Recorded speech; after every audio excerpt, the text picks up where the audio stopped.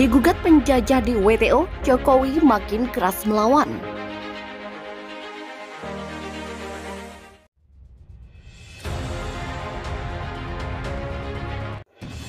Pemerintah Indonesia sedang bersengketa hukum dagang dengan Uni Eropa di Organisasi Perdagangan Dunia atau World Trade Organization (WTO). Hal ini imbas dari kebijakan pemerintahan Presiden Republik Indonesia Joko Widodo yang melarang ekspor mineral mentah, utamanya adalah biji nikel. Indonesia mewajibkan perusahaan nikel di dalam negeri untuk mengembangkan hilirisasi dan melakukan ekspor dari hasil hilirisasi tersebut. Nah, karena kebijakan tersebut, dunia kelimpungan lantaran tidak mendapatkan biji nikel lagi dari Indonesia. Oleh karena itu, Indonesia dipersoalkan hukum dagang di WTO oleh negara-negara yang tergabung dalam Uni Eropa. Dari hal ini pun terungkap ternyata yang menggugat Indonesia ke WTO adalah mantan penjajah. Namun, gugatan Uni Eropa soal nikel ke WTO tak membuat gentar Presiden Jokowi. Hal itu justru membuat Jokowi malah semakin keras melawan dengan akan menyetop keran ekspor bauksit pada Juni 2023. Menurut Joko, anggota Uni Eropa yang menggugat Indonesia ke WTO merupakan negara-negara yang pernah menjajah di masa lampau. Oleh sebab itu, sikap yang dilakukan Uni Eropa tersebut hampir mirip seperti apa yang dilakukan VOC di masa penjajahan Belanda di Indonesia. Joko menyebut nikel sendiri diketahui bakal menjadi komoditas yang strategis di masa depan. Melalui sumber mineral ini, ekosistem kendaraan listrik berbasis baterai akan terbangun. Jadi, negara-negara yang mencoba untuk mempermasalahkan ekspor nikel ini, latar belakangnya sebenarnya ingin menguasai sumber daya alam Indonesia demi kemakmuran mereka. Presiden Republik Indonesia Jokowi secara tegas menyatakan tidak gentar atas pengajuan gugatan di WTO. Terbukti, Presiden Jokowi pada Rabu 21 Desember resmi mengumumkan adanya pelarangan ekspor mineral mentah berupa biji bauksit pada Juni 2023. Sejatinya, pelarangan ekspor biji bauksit itu sudah tertuang dalam Undang-Undang Nomor 3 Tahun 2020 tentang pertambangan mineral dan batu bara atau Minerba. Mulai Juni 2023, pemerintah akan memberlakukan pelarangan ekspor biji bauksit dan mendorong industri pengolahan dan pemurnian bauksit di dalam negeri.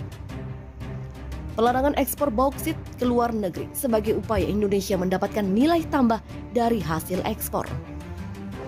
Maka dari itu, Jokowi menekankan supaya industri di dalam negeri bisa mengembangkan hilirisasi bauksit. Dari industrialisasi bauksit di dalam negeri, diperkirakan pendapatan negara akan meningkat dari 21 triliun rupiah menjadi sekitar kurang lebih 62 triliun rupiah.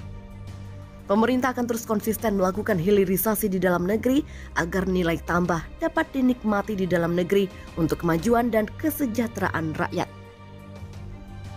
Sebelumnya, Jokowi memberikan gambaran pada larangan ekspor nikel. Ia mengatakan alam penyetopan ekspor nikel, pendapatan negara melalui ekspor nikel yang sudah dihilirisasi melejit hingga 30 miliar US dollar dari yang sebelumnya hanya 1,1 miliar US dollar. Republik Indonesia kalah di WTO soal nikel. Jokowi mengatakan penjajahan modern, ekspor paksa. Presiden Republik Indonesia Joko Widodo memerintahkan kepada para menteri untuk mengajukan banding atas kekalahan Indonesia dalam gugatan larangan ekspor nikel oleh World Trade Organization atau WTO. Jokowi pun menyoroti kembali zaman-zaman sewaktu Indonesia dijajah oleh bangsa Belanda pada masa sebelum kemerdekaan.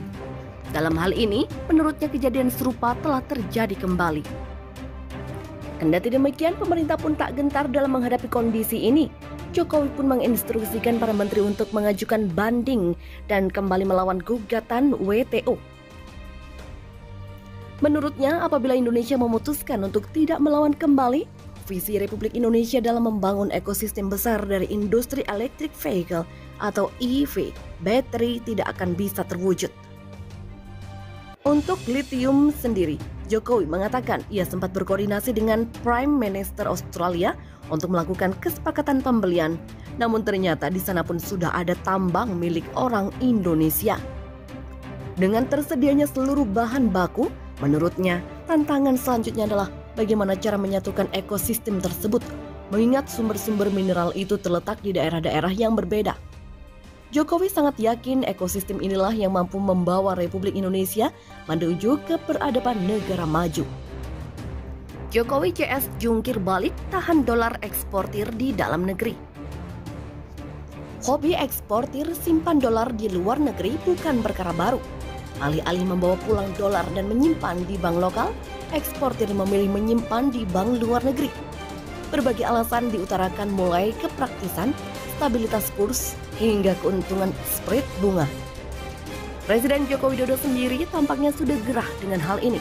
Pasalnya, surplus neraca perdagangan hingga 31 bulan beruntun tidak membuahkan cadangan devisa yang solid. Padahal, pundi-pundi eksportir tersebut bisa membantu memperkuat ketahanan eksternal Indonesia dalam menghadapi guncangan tahun depan. Tak hanya itu, dolar yang disimpan dalam cadangan devisa ini juga dapat memperkuat stabilitas nilai tukar rupiah. Melihat fenomena ini, Jokowi meminta Bank Indonesia segera membuat kebijakan yang dapat menahan dolar hasil ekspor di dalam negeri. Dengan demikian, artinya setiap devisa hasil ekspor dalam bentuk dolar harus ditahan di dalam negeri untuk beberapa waktu.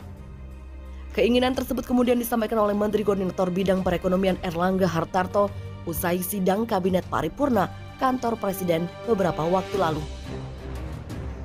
Adapun pemberlakuan sanksi oleh Bank Indonesia dan pemerintah terkait dengan sanksi tidak mempan. Pasalnya devisa yang masuk hanya bertahan selama 1 bulan setelah pencatatan.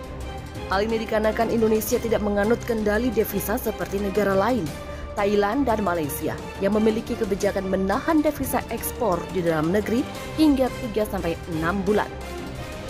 Dihadapkan dengan dilema ini, Bank Indonesia dan Kementerian Keuangan tengah menyiapkan sistem yang akan mengintegrasikan pengawasan transaksi devisa hasil ekspor atau DHE.